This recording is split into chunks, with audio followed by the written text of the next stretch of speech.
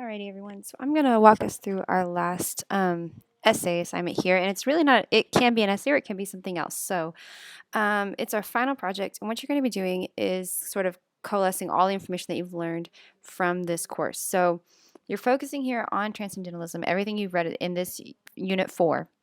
What I want you to do is choose an overarching theme, genre, or author from this unit and analyze how that relates to the ideas in transcendentalism. So it's very similar to things you've done before with romanticism, but what you're doing is discussing how the movement and the work or the author kind of work in conjunction with each other. So how does the author's works demonstrate transcendentalist values, transcendentalist ideas, say of the divinity of nature, or the focus on the individual, or the concepts of democracy or the rights of the individual. Really, I'm leaving it very broad and very open on purpose for you. You're also going to be looking very, very briefly. I want you to kind of take this as your final assignment and connect it back to some of the things you've learned in the 3 previous units. So it doesn't have to be more than, say, like a paragraph or a small section, but I really want you to kind of think about how the lineage of this literature has been built from the very beginning, where we talked about Columbus, all the way up through where we are now. So you don't have to touch on everything, obviously. Just touch on maybe 1 or 2 authors or ideas or movements or things to show me that you understand how all of this kind of fits together and how it's been building. So you may want to look at, say, if you did Dickinson's poetry, you might look back at some of the previous female authors and how their impact paved the way for someone like Dickinson. Something like that. So, or you might look at sort of the trace a train of thought that's been building. So, the idea of democracy, how did it develop from early settlement through the revolutionary, through romanticism, and now here to transcendentalism? Just to give you a couple ideas. This can be totally up to you what you want to talk about, but I just want you to kind of show me that you do understand how this all fits together. And here is the key. So this essay, you can do the traditional 3 to 4 page essay if you like that. If you're comfortable with that, please keep doing that. The usual requirements with bibliography, MLA formatting, all of that good stuff. You could also do a 10-minute video lecture. Say you are a person who likes to talk, and this is more comfortable for you.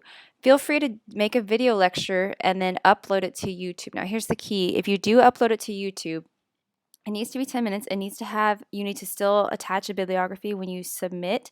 And when you go to submit your essay, instead of putting in your essay, you will put the link that you've created on YouTube so that I can just click the link and go straight to YouTube and watch your video. It's the same criteria as an essay. I want lots of good evidence, a lot of solid analysis. It's just you're doing it verbally rather than in writing. Make sure also when you upload this that the link works. Just like you always check to make sure that your essay actually uploads, I want you to make sure that that link is active and does work after you submit it to me. Because if there is no active link and it doesn't work, there's nothing for me to grade, which is a problem considering this is finals week. And then the last option here is you could do a PowerPoint or a Prezi. I'm asking that you put that 1 paragraph commentary in there as well somewhere. And then also have a bibliography on this as well. So again, bibliography on everything just as usual. It's just the format of your information may be slightly different depending on how you want to do it. You are required to use at least 2 sources to support your analysis, and they can be scholarly or historical. You can choose. Again, the choice of all of this is yours, so choose carefully. Again, I've left this very broad on purpose because I want you to be able to draw meaning where you feel is important, put the emphasis where you feel is important. As always, make sure that you use lots of good concrete evidence from the text and from your sources. Essay is due without fail, no exceptions, no excuses, Sunday, May 8th at midnight. Grades will be due that week, so I will have to grade these very, very quickly and get those grades submitted. So this is an absolute hard and fast deadline. If I don't have it by here, then I will not be accepting it at all. Everything that you do that's written, bibliography especially, standard MLA, and then everything will be checked through SafeAssign. So same thing for the PowerPoints and the Prezis. It still checks it through SafeAssign. It still will find me any information that is taken from the internet or information that's copied and pasted directly without citations.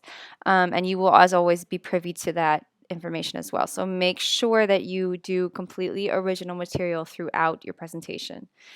And then again, here's your criteria going to be looked at. So I need a good solid thesis statement, an argument statement, good close analysis of the work and its major concepts, lots of evidence from primary and secondary sources, proper length requirement, formatting, etc., use of sources, and then a fully developed structure. So whether you're doing it in a written essay, a video, or a PowerPoint, it still needs to have an introduction and some clear main ideas with some development and a solid conclusion.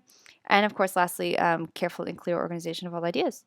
If you have any questions about this, please let me know. Hopefully you can have a little bit of fun with this and make it your own and really enjoy the fact that this is your last assignment. So best of luck.